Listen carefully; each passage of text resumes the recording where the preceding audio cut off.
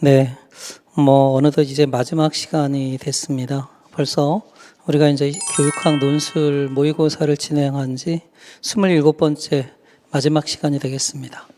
자, 오늘 27번째 문제는 그동안 단원별이라든가 실전 모의고사에서 활용했던 문제들을 조금 모아서 종합적으로 출제를 해 보았습니다.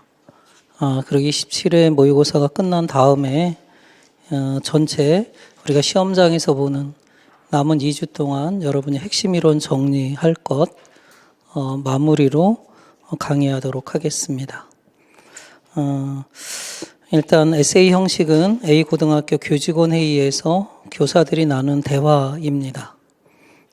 교사들은 어떠한 주제를 가지고 대화를 나누고 있냐면 최근에는 이제 학생의 성장이 교육의 목적으로 부각되고 있는데요. 그 성장을 어떻게 지원할 것인가, 학교와 교사는 어떤 역할을 할 것인가. 그래서 이제 여러 가지 그 내외적 환경으로 아이들이 행복하지 않은데요. 이런 행복한 그런 즐거운 학교를 어떻게 만들 것인가 하는 것을 염두하고 출제를 해보았습니다.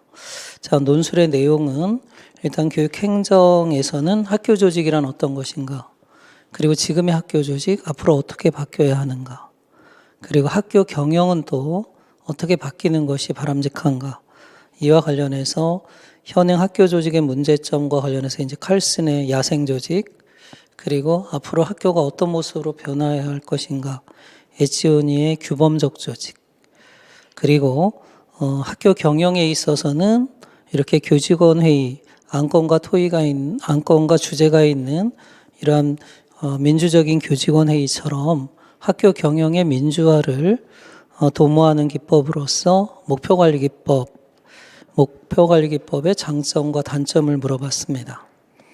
예, 그 다음에 이제 학생의 그 성장을 지원하기 위해서 우리가 고찰해 봐야 할 것이 우리 지금 교육의 모습을 교육과정 측면에서, 그리고 교수학습 측면에서, 교육평가라는 측면에서 이렇게 교과교육은 세 가지 측면에 한번 성찰을 해보았고요.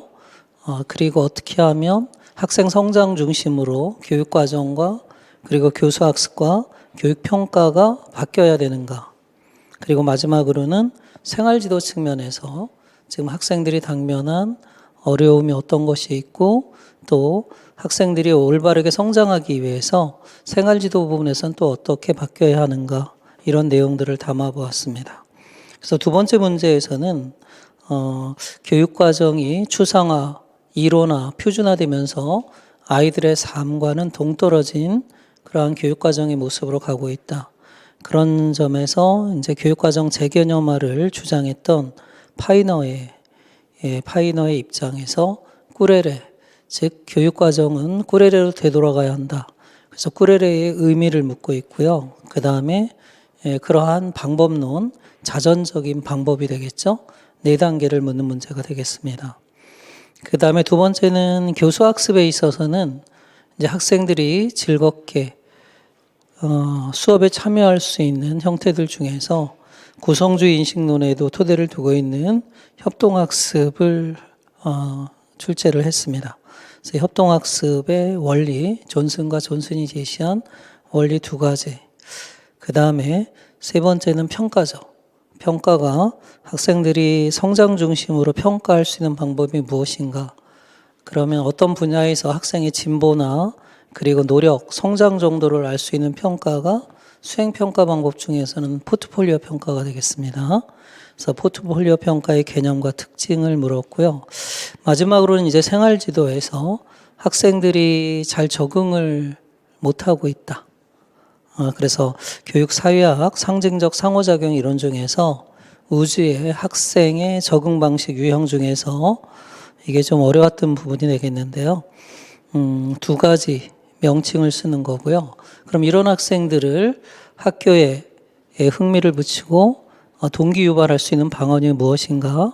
목표 이론과 자기결정성 이론에 비추어서 학습 동기를 유발하는 방안. 자, 이러한 문제로 구성을 했습니다. 그럼 이제 제시문을 분석하고요. 그 다음에 논술의 개요, 그리고 교육학적 이론 배경, 이런 순으로 진행하겠습니다. 다음은 A고등학교 교직원 회의에서 교사들이 나눈 대화 일부입니다. 발췌한 부분은 학교 조직 경영, 학교 교육과정 개혁, 교수 방법, 교육평가, 학습 동기 유발과 관련된 내용입니다. 이를 활용해서 학생의 성장을 지원하기 위한 학교와 교사의 역할이라는 주제로 서론, 본론, 결론의 형식을 갖춰 논하는 문제가 되겠습니다. 자, 그럼 교사들이 어떤 이야기를 하고 있는지 같이 보도록 하겠습니다. 그리고 교육학 이론적 배경이 되는 핵심적인 내용들을 지금 끌어와 보도록 하겠습니다. 정교사, 최근 코로나19 이후 미래교육에 대한 논의가 한창입니다. 그러나 이러한 논의가 칼슨이 말하는 학교 조직처럼 교육의 시장 논리를 도입하여 공교육의 경쟁력을 강화하려는 경향을 보이고 있어 우려가 큽니다. 자, 사실은 이러한 비대면 언택트 시대에 오히려 이러한 교육 시장이 원격 교육과 관련된 다양한 매체죠. 이러한 시장 논리가 많이 또 확산되고 있어요. 그런 점에서 우려가 큰데요. 칼슨이 말하는 학교 조직이라고 하는 게 힌트가 나오죠. 교육의 시장 논리를 도입하여 공교육의 경쟁력을 강화하려는 경향이니까 제1형 조직, 야생 조직이 되겠습니다. 칼슨은 학교를 봉사 조직으로 보고 고객, 즉 학생의 선택권과 조직, 학교의 선발권에 따라서 봉사 조직을 4가지로 나누고 있는데요.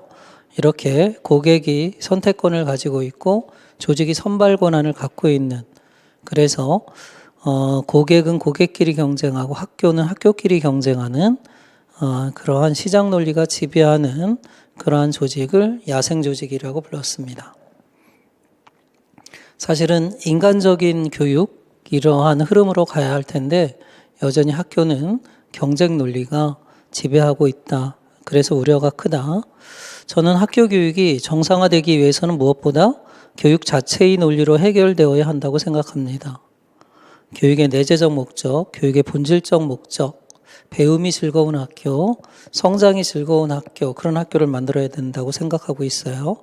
이를 위해서 학교 조직이 먼저 변해야 한다고 생각합니다. 그럼 어떤 조직으로 변화해야 하는가? 자, 사회학자 에치오니가 언급한 학교 조직입니다. 에치오니는 조직을 구분할 때 지배 복종 관계로 구분을 하고 있습니다. 조직이 그 구성원들에게 행사하는 파워, 권력의 종류죠. 그런데 학교는 상징적 가치, 사랑이라든가 창의성이라든가 이러한 상징적인 비전을 제시하고, 그리고 상징적인 힘을 가지고 구성원들을 통제하는 거죠. 그럼 구성원들이 조직의 일원이 되는 방식, 즉 조직에 참여하는 관여 방식, 인발무먼트죠. 그 방식은 바로 그러한 상징에 적극적으로 동조하는 자발적이고 헌신적 참여를 특징으로 합니다. 이런 조직을 규범적 조직이라고 한다. 그러한 조직이 될 때 학교가 신뢰를 얻으며 공교육이 회복될 수 있다는 주장을 되새겨 볼 필요가 있습니다. 2009년도 경기도에서 시작한 혁신학교는 바로 이러한 상징, 비전을 창출하는 것으로부터 출발했습니다. 또한 급속한 사회 변화에 능동적으로 대응하기 위하여 능동적이 하나의 단서가 될 수 있겠죠. 학교 운영에 있어 목표관리 기법을 강화해야 합니다. 물론 이러한 목표가 한계는 있어요. 1950년, 54년도에 나온 이론이라 그 당시 행동주의에 많은 영향을 받고 있다. 그런 한계가 있지만 우리가 왜 교육을 해야 하는가, 이런 거에 대한 비전을 고민해 볼 필요가 있다는 거죠. 그래서 드러커가 제안한 목표관리 기법의 장점이라고 하는 것은 일단 구성원들이 능동적으로 참여해서 민주적인 참여를 통해서 조직이 추구해야 하는 목표를 설정한다는 것입니다. 이렇게 조직의 관료화를 막고 이러한 조직의 민주화를 도모할 수 있다는 게 가장 큰 특징이 되겠죠. 그러면 단점은 뭐가 되겠습니까? 너무 정량적인 목표에 치우칠 수 있다 하는 것입니다. 우리가 타일러의 문제점도 그런 거였죠.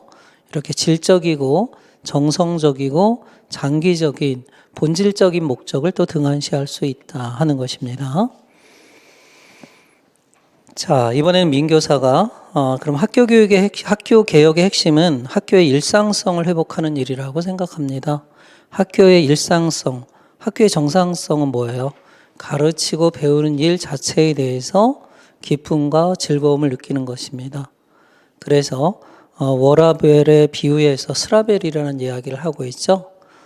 이러한 학습과 그 다음에 행복이, 삶이 균형을 잡힌 그러한 학교 생활을 들 수 있습니다. 이런 측면에서 2016학년도부터 자유학기제가 도입되었고 그 이전에 2015학년도부터는 인성교육이 강화되기 시작했습니다. 오늘날 우리 교육은 마치 상급학교 입시가 지상 최대의 목표인 것처럼 모든 교육활동이 입시에 초점을 맞추고 있습니다. 스타인호프와 오엔스는 그런 학교 문화를 기계 문화에 비유를 하고 있고요. 그 다음에 글리노 같은 경우는 이러한 학교를 실적 문화다 이렇게 이야기를 하고 있습니다. 그래서 우리가 목표관리 기법을 강화해야 할 때 주의해야 할 점이 바로 그런 점입니다. 이렇게 기계처럼 정량적인 단기간의 목표만을 추구하는 그러한 학교, 그래서 명문 학교만을 지향하는 그런 학교는 우리가 경계를 해야 된다 하는 것입니다. 특히 고등학교는 이런 경향이 심합니다.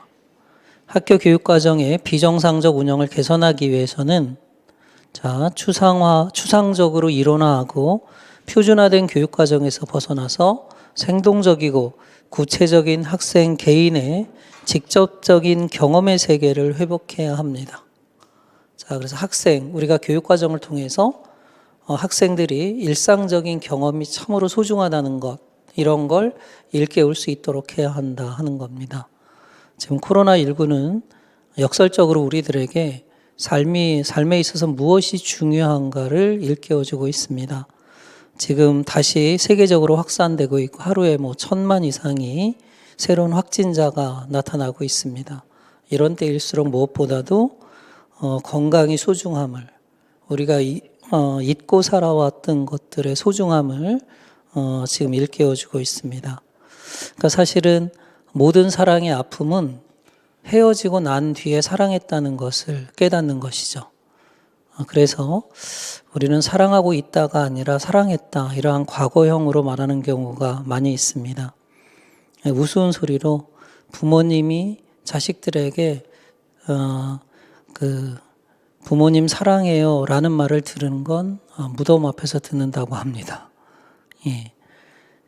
젊었을 때는 친구들 또는 이성을 사랑하고, 그 이전에 어렸을 때는 뽀로로라든가 이러한 장난감들을 사랑하고, 그 다음에 청소년기 때는 방탄소년단이나 이런 아이돌을 사랑하고, 그리고 부모님이 이렇게 코로나19나 이런 걸로 돌아가신 연후에 그런 땅 속에서 자식들에게 사랑합니다라는 말을 듣는다고 하는데, 사실은 우리가 정말로 소중한 것, 이러한 위기 속에서 소중한 것이 무엇인가를 한번 되새겨볼 필요가 있고요.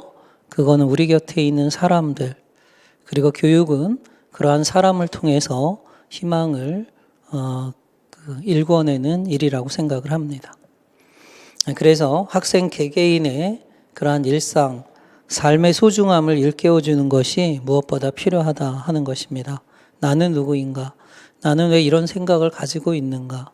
어떤 조건이, 어떤 사람이 나의 이러한 생각과 행동에 영향을 주고 있는가? 사실은 우리 모두는 영향을 주며 영향을 받으며 살고 있습니다. 그런 점에서 인간의 본질은 사회적일 수밖에 없습니다. 그런데 지금 자본이 세계화되면서 인간의 그러한 사회적 존재의 필연성을 다 잊어버리라고 끊임없이 이 대중매체는 우리들에게 요구를 하고 있습니다. 그래서 그런지 나 혼자 살겠다는 사람들도 꽤 많습니다. 최근 들어서. 하지만 그럼에도 불구하고 인간의 존재 양식은 이렇게 함께 살아가는 삶에 있다라고 생각을 합니다. 내가 혼자 살 수 있는 것도 누군가가 음식을 만들어주기 때문이고 그것을 공급해주기 때문입니다. 이러한 질문은 교육과정을 탐구하는 사람들이 무엇보다 먼저 던져야 할 것들입니다. 그런 의미에서 교육과정의 출발은 교육과정의 영어 어원인 라틴어의 꾸레레로 되돌아가는 것이 필요하다. 이렇게 외친 사람이 파이나죠. 꾸레레가 갖는 본래의 의미를 재정의하는 것으로부터 출발해야 한다는 파이나의 주장을 고찰할 필요가 있습니다. 교육과정 접근 방법, 교육과정 학에서는 이러한 파이나의 주장을 재개념화, 재개념주의라고 합니다. 그러니까 교육과정의 어원, 그 뿌리부터, 시작부터 다시 정의하자 하는 것입니다. 그럼 꾸레레의 개념은 크게 꾸레레는 명사적 의미가 있고 동사적 의미가 있죠. 이 명사적 의미로 정의하면서부터 교육과정이 이론화되고 추상화되었다. 아이들의 삶으로부터 멀어져 갔다 하는 것입니다. 그거는 코스 오브 레이스, 경주로죠. 그래서 이제 교과라든가 경험이라든가 학문이라든가 이러한 교육과정의 추상화되는 모습을 보았고요. 그러면 다시 동사적인 의미가 되겠죠. 레이스 itself, 경주 그 자체, 삶 그 자체에 초점을 두는 것이 필요하다 하는 겁니다.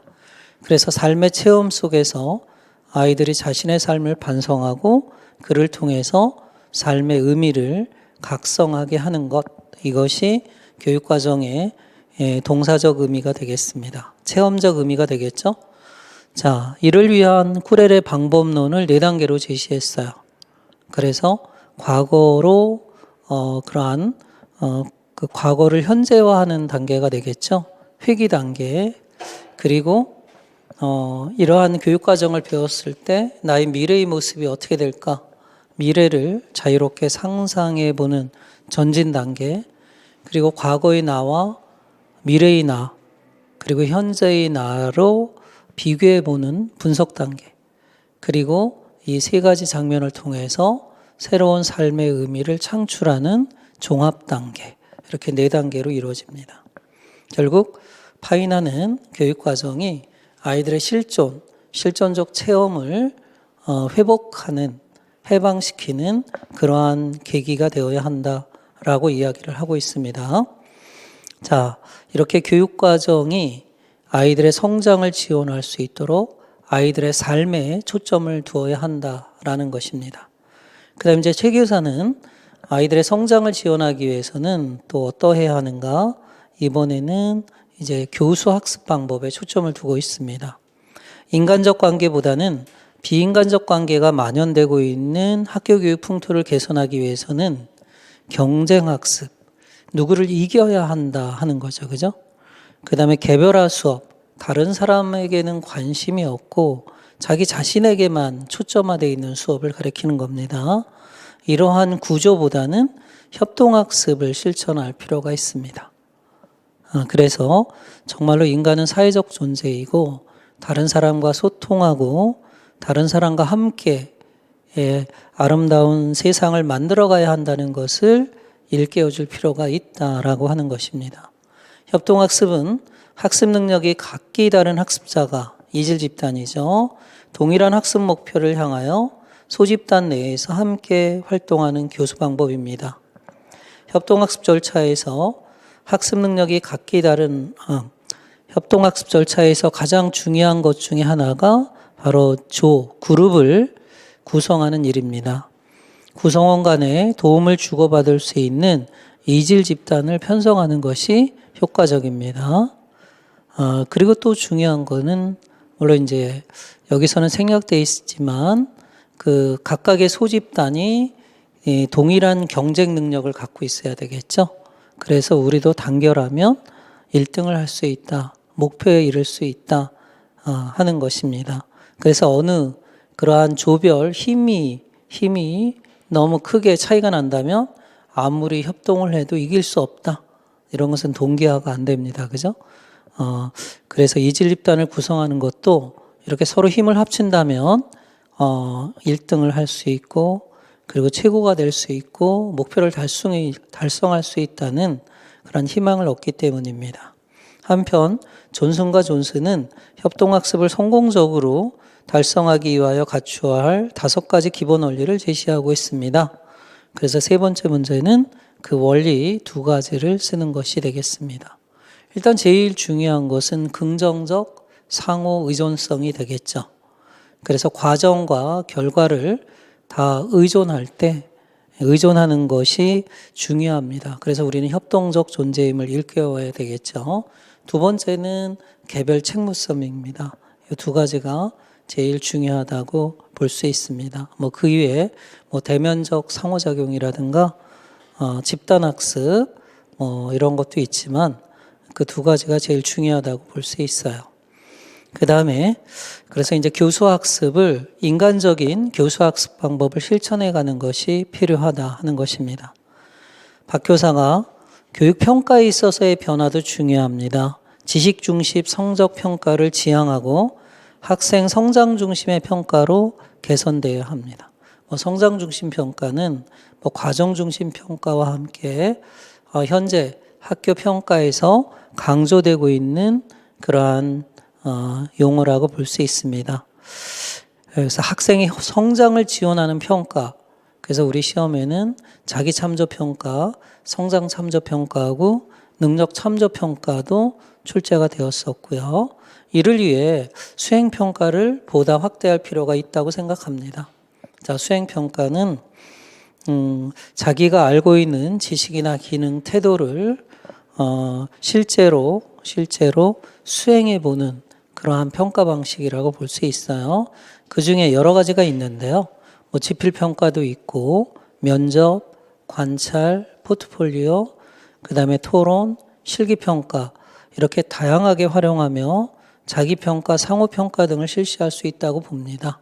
자, 이 중에서 4번째 문제 포트폴리오 평가입니다.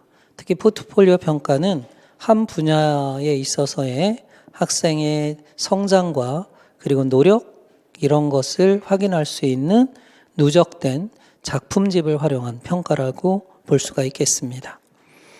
그리고 그 특징이라는 것은 여러 가지가 있겠죠. 무엇보다 교육의 신뢰도를 높일 수 있어요. 학부모와 행정가들에게 아이들이 교육을 통해서 어느 만큼 성장했다는 증거를 보여줄 수도 있고요. 또 학생의 성장을 위해서는 강점과 약점을 잘 파악할 수 있고 또 강점을 지원해 줄 수 있다 하는 것입니다. 자, 그 다음에 이제 마지막으로 홍 교사는 이번에는 교과 수업이 아니라 생활지도 측면에 눈을 돌리고 있습니다. 요즘 학교에서 많은 시간을 보내고 있으나 학교 생활의 즐거움과 만족을 못 느끼는 학생들이 많아지고 있습니다. 특히 입시 위주의 교육체제 아래서 학생들에게 현재란 죽었다 치고 넘겨야 하는 시간인 경우가 많습니다. 그러다 보니 학교 교육 전체를 부질없다고 판단하여 학교 가기를 자발적으로 중단하는 학생이 있습니다. 자, 이렇게 학교 교육 중도에 학교를 그만두는 그런 학생들이 있고요. 이런 학생들은 지금 누적된 인구 한 40여만 명에 이르고 있습니다. 그래서 학교를 그만둔 그러한 학교 밖 청소년들이 되겠죠. 또 학습 의욕을 상실한 채 왜 공부를 해야 하는가 이런 거에 대해서 의미를 찾지 못하고 있죠. 졸업장만 받으면 그만이라는 생각으로 시계추처럼 무의미하게 의미 없이 학교를 왔다 갔다 반복하는 학생들도 많이 있습니다. 자, 이런 학생들에게 학교가 정말 즐겁고 행복하며 자신들의 성장에 도움이 되는 학교라는 걸 조금 일깨워줘야 되겠죠. 자, 홍 교사의 주장에 나타난 상징적 상호작용 이론입니다. 우주의 학생 적응 유형, 적응 방식 2가지를 묻고 있어요. 2 경우가 나오고 있죠. 하나는 학교를 자발적으로 중단하는 학생들이니까 도피형 유형이 되겠습니다. 그 다음에 2번째는 학습 의욕을 상실하고 그래서 반복적으로 그냥 무의미하게 학교 생활을 반복하는 학생들이 되겠죠. 이런 건 뭐가 되겠어요? 그렇죠. 졸업장을 따기 위한 뭐는 식민화 유형이라고 볼 수 있습니다. 자, 이런 두 유형의 학생들을 어떻게 하면 동기 유발할 것인가? 두 가지 동기 이론으로 묶고 있어요. 하나는 목표 이론입니다. 목표 이론으로 접근한다면 어떻게 되겠어요? 배우는 것이 정말 재미있는, 배움 그 자체의 행복을 느낄 수 있어야 되겠죠? 그런 걸 무슨 목표? 숙달 적금 목표를 추구하도록 지원하는 것입니다. 그리고 숙달 적금 목표는 이거는 수행 목표보다 여러 가지 장점이 있죠. 그거는 학생들이 통제하기 쉽고요. 스스로 통제할 수 있고, 그리고 통제한다는 것 자체가 자기결정성, 자아실현하고 이어질 수 있습니다. 그리고 학습에 실패했어도 노력을 바꾼다든가 그러한 전략의 변화를 가져올 수 있는 장점이 있습니다. 또 하나는 자기결정성 이론에 입각해서 동기를 유발하는 거니까 자기결정성은 자기통제, 자율성 이런 걸 신장시키는 것이 되겠죠. 그래서 학생들이 2015 개정교육과정 이후에 지금 언택트 시대에 빠르게 이제 학생들이 교육과정을 선택할 수 있는 그런 시대로 바뀌고 있습니다.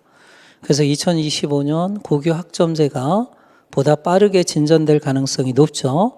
그러면 결국은 학생들의 동기를 유발하는 방안은 학생들이 자기가 듣고 싶은 강좌를 선택할 수 있도록 한다. 이런 것은 자율성을 높이는 그러한 방안이라고 볼 수가 있겠습니다. 또 자기결정성 이론에 따르면 관계 욕구도 굉장히 중요하잖아요. 그래서 교사가 학생들 하나하나 단 한 명의 아이도 포기하지 않고 정말로 사랑받고 있다, 무조건적으로 존중받고 있다는 것을 보여주는 것이죠. 이런 것도 동기를 유발하는 방안이 될 수 있다. 이 부분은 조금 열린 답안으로 쓰셔도 되겠습니다. 자, 이렇게 해서 학생의 성장, 자, 마지막 문제로 우리가 주제를 뽑아보았습니다. 배움을 통해서 또 학교를 통해서 학생들이 보다 온전한 인격체로, 온전한 존재로 성장할 수 있도록 돕는 것이 학교와 교사의 역할이라고 생각합니다. 교사는 교육과정을 통해서, 그리고 학교는 경영과 조직의 경영과 문화를 통해서 학생의 성장을 지원하게 될 때 비로소 아이들에게 학교는, 그리고 선생님들은 의미 있고 그리고 소중한 존재들이 될 것이라고 생각합니다. 그래서 학교는 무엇보다도 학교의 비전을 아이들의 성장에 맞춰서 바꾸는 거고요. 이제는 경쟁에서 정말로 소중한 가치가 무엇인가를 아이들에게 심어주고, 또 하나는 이제 학교 경영에 있어서 이러한 민주적인 풍토를 조성하는 것이 필요하다고 볼 수 있습니다. 그리고 교육과정에 있어서 교사는 일단 교육과정을 아이들의 삶을 중심으로, 아이들의 체험을 중심으로 재구성할 필요가 있다. 그리고 이 교육을 통해서 아이들은 자신의 과거를 기억하고 현재를 되새겨보고 미래를 향해서 노력할 수 있는 계기가 되어야 되겠죠. 그 다음에 두 번째는 늘 강조하는 거지만 학습이 즐거워야 됩니다. 그래서 학생들이 참여하고 그 참여를 통해서 배울 수 있도록 협동학습이라든가 여러 가지 구성주의 학습 방법들을 적용하는 것이 또 필요합니다. 근데 무조건적으로 학생 참여 중심이 의미가 있는 것은 아닙니다. 그만큼 교사가 치밀하게 또 준비를 해야 되겠어요. 그래서 교사 자신의 특성과 교실의 환경, 그리고 교과 내용의 특성들이 맞춰질 때 학생 중심 수업이 의미가 있다라고 볼 수 있습니다. 그리고 평가에 있어서 또 이렇게 성장이나 과정을 지원하는 평가를 실천해 볼 필요가 있다. 또한 생활지도는 학급 운영에 있어서 학생들이 또 좌절하고 있지는 않는지, 학교에 정말 반복적으로 무의미하게 학교 생활을 하고 있는 것은 아닌지 세심하게 관찰하고 그런 학생들이 활기차게 또 동기를 유발해서 즐겁게 학교 생활을 할 수 있도록 지원하는 것도 교사의 역할이 되어야 한다. 이런 의미에서 이번 문제를 구성을 했습니다. 자, 그러면 우리가 전체적인 글의 구성을 어떻게 할 것인지 형식적인 틀을 한번 잡아보도록 하겠습니다. 자, 먼저 서론이잖아요. 서론에서는 두 가지를 이야기하면 되겠습니다. 왜 이 주제를 논의하게 되는가? 주제 논의의 필요성, 배경을 언급해야 되겠죠. 그리고 또 하나는 본론부에서 어떤 내용을 이야기하겠다 하는 내용을 이야기해야 되겠고요. 그리고 본론에서는 이제 여러분들이 장기 기억 속에 있는 교육학적 배경 지식을 빨리빨리 끌어와야 되겠죠. 그래서 키워드가 무엇인가? 그 키워드를 여러분이 메모를 해 놓으시고요. 그리고 글의 주제는 앞부분에 문두에 시작을 하면 되겠습니다. 그리고 결론부죠. 결론부에서는 이제 본론의 내용을 간단하게 요약하는 거, 이것만으로도 되고요. 또 욕심을 부리자면 여러분이 주제와 관련해서 여러분 자신의 생각들을 전개해도 좋겠습니다. 자, 그럼 서론부에서는 학생의 성장을 지원하기 위한 학교와 교사의 역할이니까, 자, 우리가 교육의 개념 중에서 성장의 메타포, 성장의 비유를 끌어와도 좋겠습니다. 성장하면 교육 사상으로 따진다면 자연주의나 진보주의, 그리고 교육 사상가로 따지면 뭐 루소나 듀이 이런 학자들을 언급해도 되겠습니다. 자, 우리가 자연주의에서 쓰는 유명한 말이죠. 식물은 재배에 의해서 자라고 인간은 교육에 의해 성장한다. 이처럼 교육은 학생이 가진 잠재 가능성을 자연스럽게 실현해 나가는 과정이다. 그런 의미에서 미국의 교육 철학자 듀이는 교육은 성장 이외의 다른 목적을 지니지 않는다고 말했다. 그러나 비인간적인 경쟁이 일상화된 학교에서 학생들의 성장은 지체되고 억압받고 있다. 자, 이렇게 성장의 의의와 지금 현재 성장이 위협받는 우리 교육의 현실을 조금 이렇게 표현해도 되겠죠. 그렇다면 어떻게 하면 학생들이 즐겁게 성장할 수 있는 그러한 학교 환경을 만들 수 있을까? 이렇게 의문 형태로 주제를 끌어옵니다. 그 다음에 이제 두 번째는 주제와 본론 내용과 연계성을 이야기해야 되겠죠.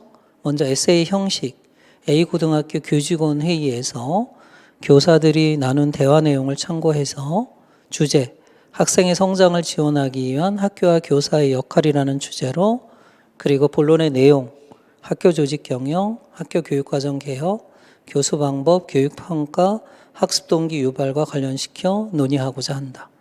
그러면 본론 내용과 연결시킬 때는 세 가지, 에세이 형식, 주제, 그 다음에 본론 내용, 이렇게 세 가지를 언급하시면 됩니다. 자, 그럼 본론의 내용을 보면은요, 먼저 학생의 성장을 지원하기 위해서는 학교 경영이죠. 학교 조직을 재구조하고 학교 경영을 혁신할 필요가 있다. 그렇죠? 그래서 학교 조직의 재구조화는 일단 야생 조직을 이러한 시장 원리가 지배하는, 경쟁 논리가 지배하는 학교 조직을 이제는 비전을 위해서 이러한 학교 교육의 정상화를 위한 그러한 조직으로 바꿔야 되겠죠. 그것이 에치오니의 규범적 조직이다. 그리고 학교 경영의 민주화를 위해서는 드러커가 제안한 목표관리기법, 이러한 민주적인 그러한 구성원들이 모두 참여하는, 그래서 조직의 목표, 비전을 설정하는 그것을 학교 경영 방법을 도입할 필요가 있다 하는 것입니다. 그 다음에 이제 두 번째는 뭐냐면은 일단 교사죠. 이제 교육과정의 혁신이 필요하다. 그래서 교육과정이 이론화되고 추상화되고 표준화된 교육과정을 학생 개개인의 삶을 중심으로 한 교육과정으로 재개념화할 필요가 있다. 그래서 이제 파이나의 꾸레레의 개념적 의미를 살펴보고, 그리고 꾸레레 방법론 4단계에 대해서 이제 논의하시면 되겠고요. 그 다음에 이제 세 번째로는 이제 교수학습 방법이 혁신되어야 한다 하는 것입니다. 그래서 학생들의 성장을 위한 교수학습 방법은 학생 참여 중심 수업이 되겠고요. 그래서 이제 협동학습을 이제 이야기하면 되겠죠. 협동학습에서 지켜져야 하는 원리로 존슨과 존슨은 5가지를 제시했는데 그 중에 2가지는 다음과 같다. 예. 그다음에 이제 4번째로는 이제 교육 평가도 이제 교과, 지식 위주의 평가에서 탈피해서 그러한 성장을 지원하는 과정 중심 평가를 이제 보다 확산할 필요가 있다. 그래서 이제 그 중에 하나가 바로 포트폴리오 평가이다. 그래서 포트폴리오 평가의 개념과 특징을 이야기하면 되겠고요. 그다음에 마지막으로는 이제 학급 경영이나 생활지도에 있어서 또 혁신이 필요하겠죠. 학생들을 지원해야 한다. 학생들은 경쟁이 일상화된 학교에서 이렇게 무기력한 또 소외된 모습을 나타내고 있죠. 자, 우주의 학생의 적응 방식 유형에 따르면 그 2가지가 도피형과 그 다음에 식민화 유형을 들 수 있다. 이런 학생들에게 학습 동기를 유발하기 위해서는 숙달 목표 지향적인 그리고 학생들이 스스로 선택할 수 있는 그러한 교육과정을 선택할 수 있도록 해서 학습 동기를 유발할 필요가 있다. 뭐 이러한 식으로 주제와 연계시키면 되겠습니다. 그 다음에 이제 마지막입니다. 마지막. 결론이죠. 결론은 본론의 내용을 다시 한번 언급하고요. 뭐 간단히 뭐 답을 그 5개 챕터의 내용들을 요약해도 좋겠어요. 근데 이런 건 좀 문제가 있는 건 뭐냐면은 그렇게 요약하면 틀린 걸 또 요약하게 돼요. 예를 들어서 내가 3번, 3번째 문단의 답을 잘못 말했어요. 잘못 말한 걸 또 한 번 요약하게 되잖아요.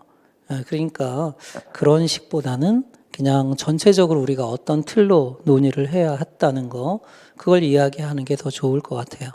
그래서 지금까지 우리가 학생의 성장을 지원하기 위해서는 크게 어떻게 했어요? 학교 조직을 개혁하고 혁신하고 그리고 학교 경영을 민주적으로 운영해야 한다. 그리고 교사는 어떻게 해야 돼요? 학교 교육 과정을 재구성하고 그리고 교수 학습 방법을 학생 중심, 참여 중심 수업으로 바꾸고 그리고 생활 지도와 학급 운영에 있어서 학습 동기를 적극적으로 끌어내야 한다. 이렇게 요약하면 되겠죠. 그죠? 구체적으로 언급하지 마시고요. 자, 마지막 이제 내가 하고 싶은 말. 우리는 교과를 가르치는 것이 아니라 아동을 가르친다. 인간을 가르치는 일이죠. 이 말처럼 교육의 강조점을 무엇을 가르칠 것인가 에서부터 누구를 가르칠 것인가로 전환할 필요가 있다. 그것이 사회의 나쁜 영향으로부터 아동을 보호하고 아동의 자연적 성장을 격려하는 학교와 교사의 역할이어야 한다고 생각한다. 이를 위해 학교는 구조와 문화를 혁신해야 하며 교사 또한 학생이 잘 성장할 수 있도록 교육 환경을 조성하고 조력하는 일에 보다 힘써야 할 것이다. 이런 식으로 여러분이 마무리를 하시면 되겠습니다. 그래서 요즘은 학생들의 성장에 초점을 두는 그러한 교육을 어떻게 만들 것인가, 혹시 이런 주제가 나오면 이러한 구도로 여러분이 글을 구성하시면 되겠습니다. 그럼 조금 쉬었다가 이론적 배경에 대해서 공부하도록 하겠습니다.